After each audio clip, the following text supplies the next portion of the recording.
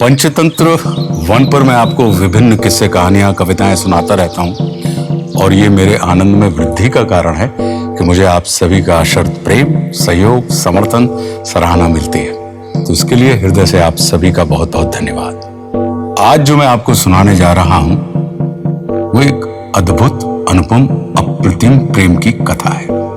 वैसे तो भारत के प्रेम के स्वर्णिम इतिहास में कई प्रेमियों के नाम हैं, पर इस श्रृंखला में जो नाम सबसे कम सुना गया है या लिया गया है वो है मर्यादा पुरुषोत्तम श्री राम के भाई श्री भरतलाल जी महाराज का। आप सभी जानते हैं कि वे अपने भाई श्री राम से अशर्त प्रेम करते थे।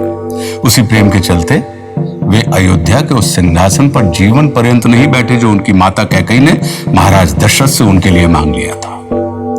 रामायण मात्र मर्यादा पुरुषोत्तम श्री राम की जीवनी नहीं, परंतु सही अर्थों में भारत का प्रेम ग्रंथ है, जिसमें भक्ति से लेकर प्रेम तक सभी कुछ समाया हुआ है। श्री राम को राजगद्दी सौंपने की घोषणा एकाएक हो गई थी। पूरी अयोध्या में खुशियां छा गईं। चारों ओर उत्सव ही उत्सव था। अयोध्या की चहक मानो और बढ़ गई थी। इस निर्णय से अयोध्या में राज परिवार से लेकर नगरवासियों तक और दास दासियों से लेकर पशु पक्षियों तक सभी प्रसन्न थे, सिवाय मंथरा के। माता कैकेयी वे तो फूल ही नहीं समा रही थी और ये देख के उनकी दासी मंथरा और अधिक क्रोधित हो गई थी। मंथरा की वफादारी पूरे राजघराने से नहीं थी, मात्र माता कैकेयी के साथ थी। सो उसने कैकेयी को बहकाया और राजा को विवश करने की सलाह दी कि राम को वन भेजकर भरत के लिए राज्य मांगा जाए।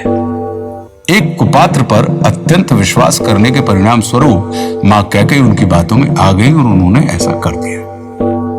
महाराज दशरथ राम का विछोह सह नहीं सके और स्वर्ग सिधार गए।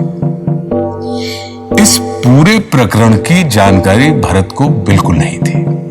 दरअसल जिस समय राम के राज्याभिषेक की घोषणा हुई उस समय महाराज भरत अपने भाई शत्रुघ्न के साथ अपने ननिहाल कैकेयी राज में थे।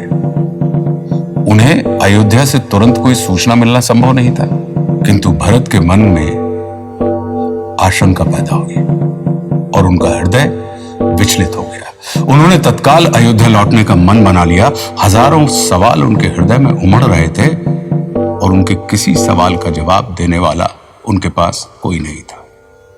जब वे वापस अयोध्या पहुंचे, उनका सारा संसार पलट चुका था और उस समय उनका जो संवाद अपनी माता कैकेयी के साथ हुआ, उसने भरत की देह से